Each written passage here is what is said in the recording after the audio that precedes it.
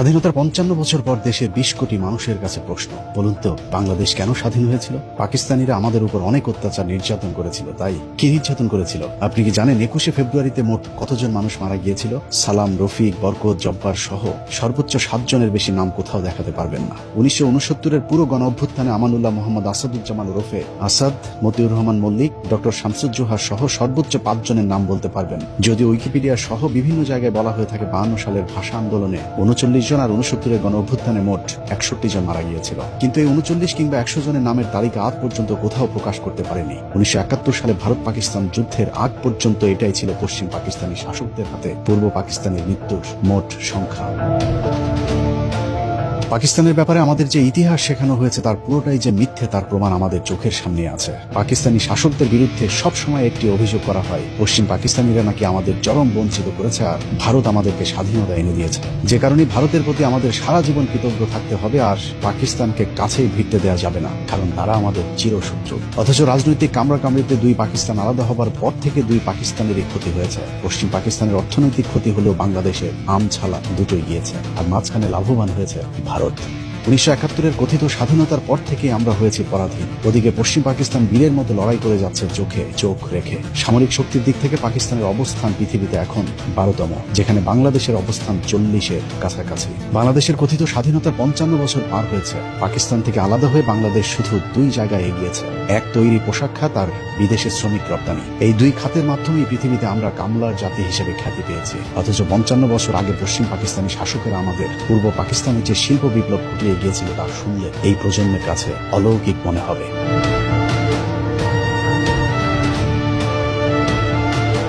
পশ্চিম পাকিস্তান ছিল পৃথিবীর প্রাচীন সভ্যতার অগ্রগামী জনপদের একটি। ১৯৪৭ সালে ব্রিটিশরা ভারত ছেড়ে যাবার সময় বাংলাদেশ অর্থাৎ পূর্ব পাকিস্তানে ছিল শুধু একটি বিশ্ববিদ্যালয়, অথচ পশ্চিম পাকিস্তানে তখন ১১টি বিশ্বের বিখ্যাত বিশ্ববিদ্যালয় ছিল। বিদ্যে বুদ্ধি সব দিক থেকে এগিয়ে থেকেও তারা আমাদের অবহেলা করেনি, বরং টেনে তুলে ধরতে চেয়েছিল। যদিও আমাদের চেতনার যাতনা ২৩ বছরের বেশি দুই পাকিস্তানকে একসাথে থাকতে দেয়নি।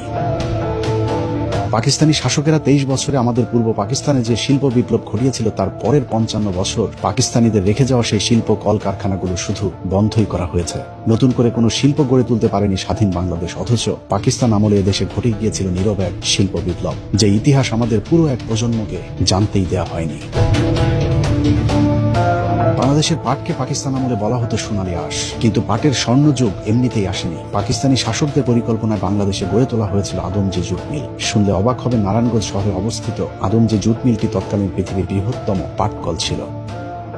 ১৯৫০ সালে প্রতিষ্ঠিত আদমজী জুট মিলটি তৎকালীন পশ্চিম পাকিস্তানের বাওয়া পাটকলের আদলে তৈরি করা হয়েছিল, যেখানে উৎপাদিত উন্নত মানের পাটজাত দ্রব্য সারা পৃথিবীতে রপ্তানি করা হতো। বিশেষ করে ইউরোপের দেশগুলোতে পাকিস্তানের পাটজাত দ্রব্যের ব্যাপক চাহিদা ছিল।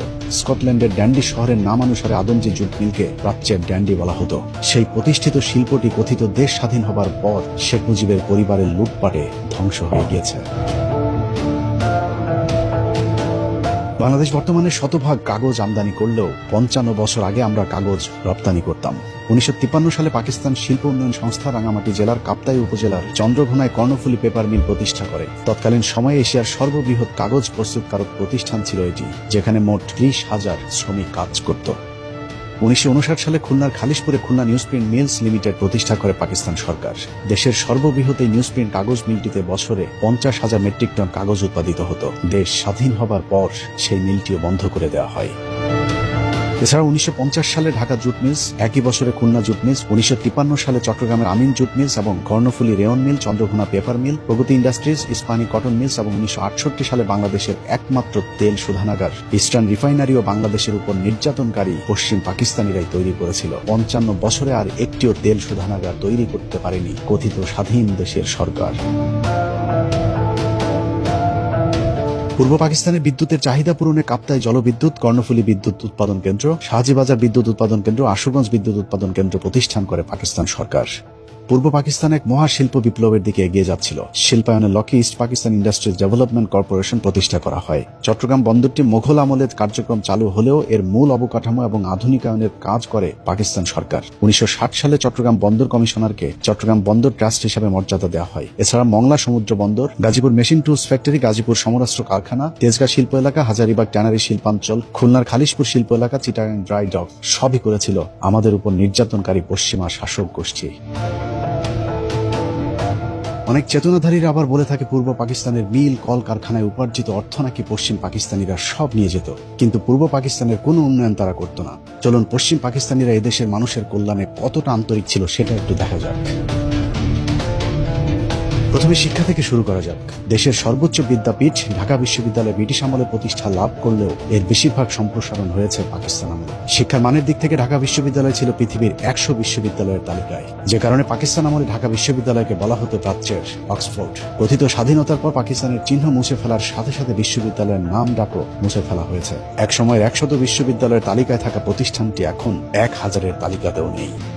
ঢাকা বিশ্ববিদ্যালয় প্রতিষ্ঠায় যারা গুরুত্বপূর্ণ ভূমিকা রেখেছিলেন তাদের মধ্যে অন্যতম মোহাম্মদ আলী জিন্নাহ। তার ব্যাপক অবদানের কারণে ঢাকা বিশ্ববিদ্যালয়ের একটি হলের নাম রাখা হয়েছিল জিন্নাহ হল। অথচ ঢাকা বিশ্ববিদ্যালয়ের প্রতিষ্ঠার বিরোধিতা করা রবীন্দ্রনাথকে পুজো করে সেই জিন্নাহকে বানানো হয়েছে ভিলেন।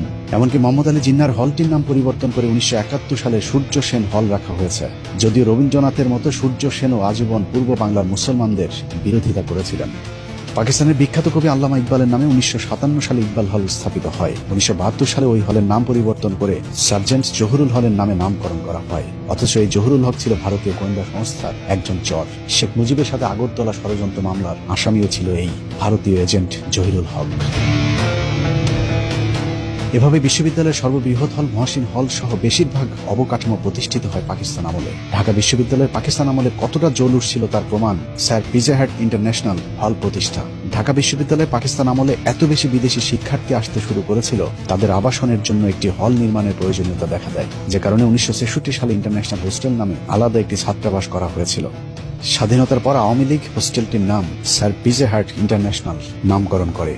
ঢাকা বিশ্ববিদ্যালয়ের আদলে 1953 সালে রাজশাহী বিশ্ববিদ্যালয়, 1966 সালে চট্টগ্রাম বিশ্ববিদ্যালয় এবং 1970 সালে জাহাঙ্গীরনগর বিশ্ববিদ্যালয় প্রতিষ্ঠা করে পাকিস্তান সরকার। পূর্ব পাকিস্তান কৃষি বিশ্ববিদ্যালয়ের নামে বর্তমান বাংলাদেশ কৃষি বিশ্ববিদ্যালয়টি 1961 সালে পাকিস্তান সরকার প্রতিষ্ঠা করেছিল।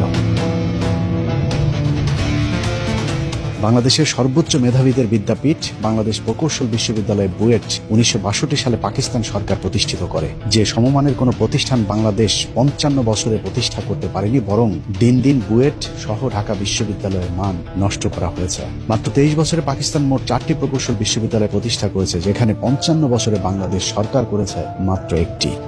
1964 সালে রাজশাহী প্রকৌশল ও প্রযুক্তি বিশ্ববিদ্যালয় রুয়েট, 1968 সালে চট্টগ্রাম প্রকৌশল ও প্রযুক্তি বিশ্ববিদ্যালয় চুয়েট এবং 1969 সালে কুয়েট প্রতিষ্ঠা করে পাকিস্তানিরা। প্রযুক্তিগত দিক থেকে এদেশের মানুষকে গড়ে তুলতে পাকিস্তানিরা যে প্রযুক্তি বিশ্ববিদ্যালয়গুলো করে গিয়েছিল, চেতনাধারীরা সেই প্রতিষ্ঠানগুলোকে আজ তিলে তিলে শেষ করে দিয়েছে। পাকিস্তানের সামরিক কর্মকর্তা এবং সাবেক প্রেসিডেন্ট আইয়ুব খানের 11 বছরের শাসনকাল ছিল বাংলাদেশের স্বর্ণযুগ। তৎকালীন পূর্ব পাকিস্তানে উন্নয়নের এক পসরা সাজিয়ে বসেছিল পাকিস্তান সরকার। ঢাকা শহরে Notre Dame college, residential college, Viqarunnisa Noon school and college সহ শীর্ষ 21টি কলেজ প্রতিষ্ঠা ছাড়াও ময়মনসিংহের Anandamohan college, Rangpur Carmichael college, Pabna Edward college, বরিশালের বিএম কলেজ, কারিগরি ও বিশেষায়িত কলেজ সহ অসংখ্য মানসম্পন্ন শিক্ষা প্রতিষ্ঠান প্রতিষ্ঠা করেছিল আইয়ুব খানের সরকার। যে সমমানের কলেজ 55 বছরে নতুন করে একটিও করতে পারেনি কথিত স্বাধীন দেশের সরকার প্রধানেরা। কারিগরি শিক্ষার মান উন্নয়নে তৎকালীন পাকিস্তান সরকার 1955 সালে ঢাকা পলিটেকনিক ইনস্টিটিউট, 1962 সালে চট্টগ্রাম পলিটেকনিক সহ মোট 17টি পলিটেকনিক ইনস্টিটিউট প্রতিষ্ঠা করেছিল। পাকিস্তান সরকারের দেখানো পথ ধরে পরবর্তীতে বাংলাদেশ সরকার 55 বছরে 32টি পলিটেকনিক ইনস্টিটিউট প্রতিষ্ঠা করে, কিন্তু এগুলো পাকিস্তানের প্রতিষ্ঠিত পলিটেকনিকগুলোর মানের ধারে কাছেও যেতে পারেনি। এছাড়া teachers training college, college of home economics, শারীরিক শিক্ষা কলেজ, সার্ভে ইনস্টিটিউট সহ কারিগরি শিক্ষার সবগুলো শিক্ষা প্রতিষ্ঠানই 60-এর দশকে আইয়ুব খানের শাসন আমলে প্রতিষ্ঠিত। বর্তমান বাংলাদেশ টেক্সটাইল বিশ্ববিদ্যালয় বুটেক্সের পূর্ব নাম ছিল ইস্ট পাকিস্তান